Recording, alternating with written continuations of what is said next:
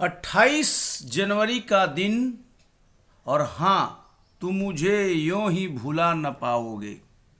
जी हाँ, पंजाब केसरी लाला लाजपत राय का आज जन्मदिन है।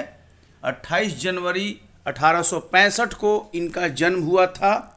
और इस अवसर पर हम जानते हैं लाला लाजपत राय के बारे में। पंजाब केसरी के नाम से इनको जाना जाता है। राजनेता और समाज सुधारक के रूप में और ब्रिटिश सरकार की नीतियों की रचनात्मक आलोचना की शुरुआत इन्होंने की। स्वदेशी का सक्रिय रूप से प्रचार किया और भारत तथा विदेश में आत्मनिर्भरता, सेल्फ रिलायंस का संदेश दिया। इन्होंने एक ऑर्गेनाइजेशन की स्थापना की जिसका नाम है servant of the people society.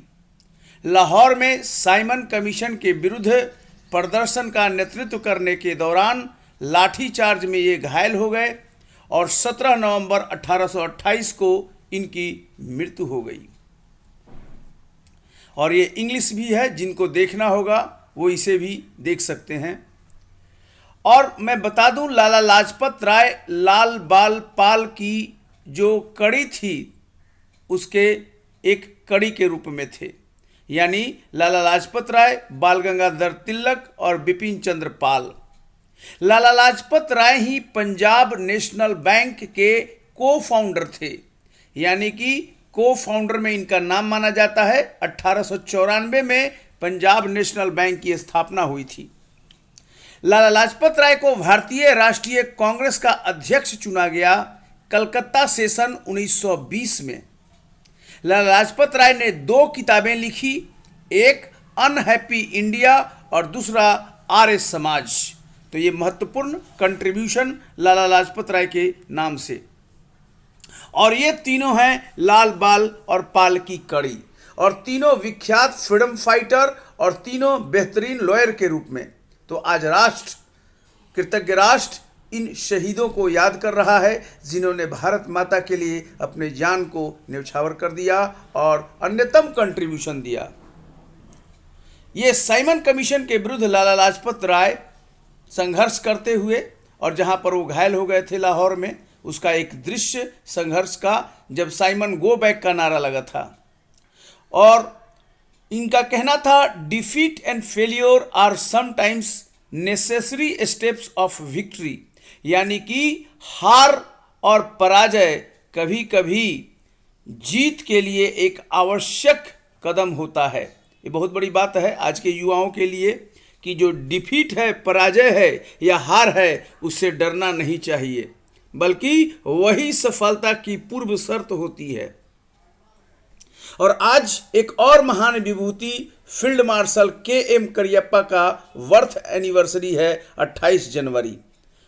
Commander in chief थे, पहले कमांडर इन चीफ थे ये इंडियन आर्मी के। बहुत इंपॉर्टेंट फैक्ट है ये, first commander in chief of the Indian army.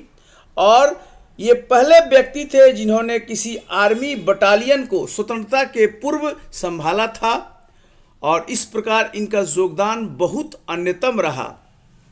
आज़ाद भारत के ये प्रथम थल सेना अध्यक्ष फील्ड मार्शल के.एम. करियप्पा, और इनको कीपर के नाम से जाना जाता है। ये हमेशा पूछता है कि कीपर किनको कहा जाता है।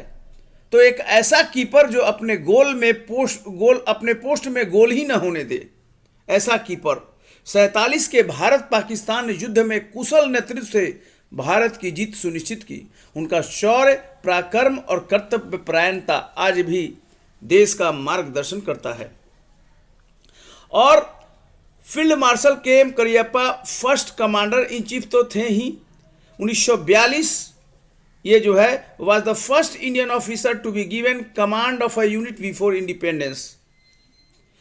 और 1946 colonel Ayub Khan, later field marshal and president of Pakistan, served under Cariappa. आपको जानकर आश्चर्य होगा कि जो कर्नल अयूब खान थे फील्ड मार्शल 1946 में और प्रेसिडेंट ऑफ पाकिस्तान, ये इन्हीं के अंडर में काम किए। 47 में handed the amicable division of the army and sharing of its asset between India and Pakistan. तो ये बहुत बड़ी बात है फील्ड मार्शल के.एम. करियप्पा का।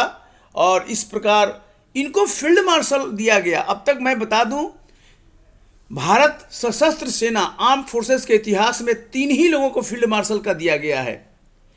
2 नंबर में है फील्ड मार्शल के एम करियप्पा, और सबसे पहले फील्ड मार्शल दिया गया इनको, ये हैं सैम मानेकशॉ। ये जो चेहरा है ये सैम मानेकशॉ का है। और उसके बाद दिया गया फील्ड मार्शल का अवार्ड के एम करियप्पा को, और ये 5 स्टार होता है। ये आर्मी में 5 स्टार होता है, और जनरल के 1 रैंक ऊपर, यानी कि फील्ड मार्शल 5 रैंक का 5 स्टार का ऑफिसर पद है, जो आर्मी में केवल और केवल 2 लोग को मिला है। सबसे पहले सैम मानेकशॉ को, दूसरे नंबर पर के एम करियप्पा को, और एक और मिला है एयरफोर्स में, इनका नाम है अर्जन सिंह, है ना। और एयरफोर्स में फील्ड मार्शल का जो इक्विवेलेंट पोस्ट है, समकक्ष पोस्ट है, उसको कहते हैं marshal of the Indian air force, marshal of the Indian air force. और ये हैं मार्शल अर्जन सिंह, इनको भी 5 स्टार का रैंक, देखिए इनके रैंक 5 स्टार, इनके कॉलर पर ये रैंक है।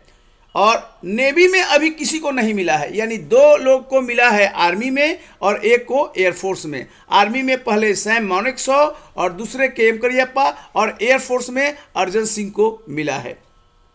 और आज बर्थ एनिवर्सरी है राजा रमन्ना की, आज ही।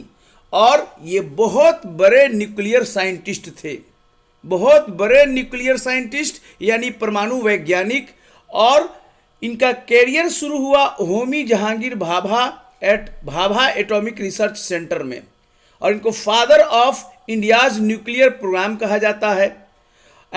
और सबसे बड़ी बात है कि भारत का जो प्रथम परमाणु परीक्षण 1974 में हुआ पोखरण में, इनमें इनका बहुत बड़ा योगदान था। पोखरण परमाणु विस्फोट करवाने में इनका बहुत बड़ा योगदान था।